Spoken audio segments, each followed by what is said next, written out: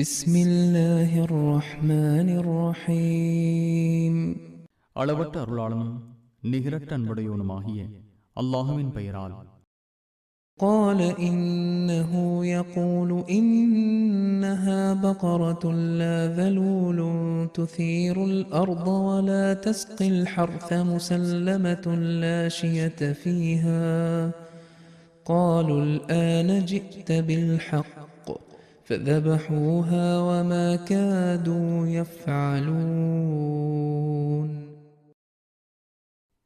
அது நிலத்தை உழவோ விவசாயத்திற்கு நீர் இறைக்கவோ பழக்கப்படுத்தப்படாத மாடு, குறைகளற்றது, தழும்புகள் இல்லாதது என்று அவன் கூறுவதாக மூசா கூறினார். இப்போதுதான் சரியாக சொன்னீர் என்று கூறி செய்ய முடியாத நிலையிலும் மிகுந்த சிரமப்பட்டு அம்மாட்டை அவர்கள் அறுத்தனர். وَإِذْ قَتَلْتُمْ نَفْسًا فَادَّارَأْتُمْ فِيهَا وَاللَّهُ مُخْرِجٌ مَا كُنْتُمْ تَكْتُمُونَ. நீங்கள் ஒருவரை கொன்றுவிட்டு அது குறித்து விவாதித்துக் கொண்டிருந்ததையும் எண்ணி பாருங்கள். நீங்கள் மறைத்துக் கொண்டிருந்ததை அல்லாஹ் வெளிப்படுத்துபவன். فَقُلْنَا اضْرِبُوهُ بِبَعْضِهَا كَذَلِكَ يُحْيِي اللَّهُ الْمَوْتَى وَيُرِيكُمْ آيَاتِهِ لَعَلَّكُمْ تَعْقِلُونَ. அந்த மாட்டின் ஒரு பகுதியால் அவரை கொல்லப்பட்டவரை அடியுங்கள் என்று கூறினோம். இவ்வாறே அல்லாஹ் இறந்தோரை உயிர்ப்பிக்கிறான், நீங்கள் விளங்குவதற்காக தனது சான்றுகளை உங்களுக்கு காட்டுகிறான்.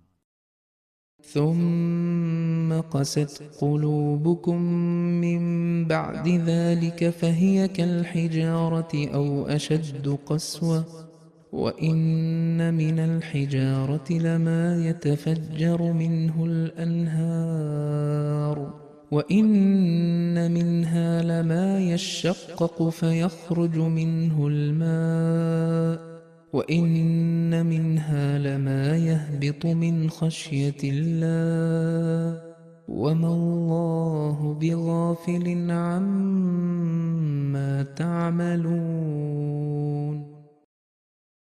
இதன் பின்னர் உங்கள் உள்ளங்கள் பாறையை போன்று அல்லது அதைவிட கடுமையாக இறுகிவிட்டன. ஏனெனில் சில பாறைகளில் ஆறுகள் பொங்கி வழிவதுண்டு, சில பாறைகள் பிளந்து அதில் தண்ணீர் வருவதுண்டு. அல்லாஹுவின் அச்சத்தால் உருண்டு விழும் பாறைகளும் உள்ளன. நீங்கள் செய்வதை அல்லாஹ் கவனிக்காதவனாக இல்லை. أَفَتَطْمَعُونَ أَن يُؤْمِنُوا لَكُمْ وَقَدْ كَانَ فَرِيقٌ مِّنْهُمْ يَسْمَعُونَ كَلَامَ اللَّهِ ثُمَّ يُحَرِّفُونَهُ مِن بَعْدِ مَا عَقَلُوهُ وَهُمْ يَعْلَمُونَ.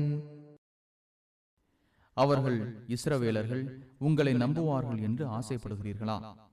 அவர்களில் ஒரு பகுதியினர் அல்லாஹ்வின் வார்த்தைகளை செவியுற்று விளங்கிய பின் அறிந்து கொண்டே அதை மாற்றிவிட்டனர்.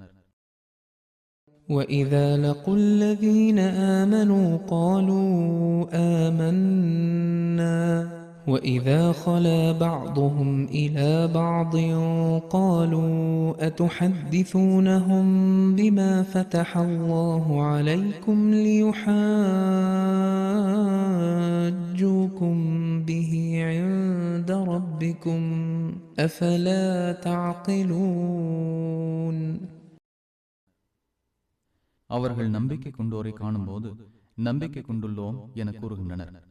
அவர்களில் ஒருவர் மற்றவருடன் தனியாக இருக்கும்போது அல்லாஹ் உங்களுக்கு அருளியதை அவர்களுக்கு, முஸ்லிம்களுக்கு கூறுவதால் உங்கள் இறைவனிடம் உங்களுக்கு எதிராக அவர்கள் வாதிடுவார்களே, விளங்க மாட்டீர்களா என்று கேட்கின்றனர். أَوَلَا يَعْلَمُونَ أَنَّ اللَّهَ يَعْلَمُ مَا يُسِرُّونَ وَمَا يُعْلِنُونَ. அவர்கள் மறைப்பதையும் வெளிப்படுத்துவதையும் அல்லாஹ் அறிகிறான் என்பதை அறிய மாட்டார்களா?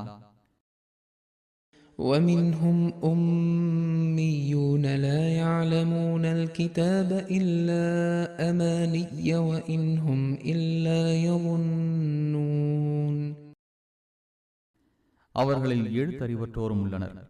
அவர்கள் பொய்களை தவிர வேதத்தை அறிந்து கொள்ள மாட்டார்கள். அவர்கள் கற்பனையை செய்கின்றனர்.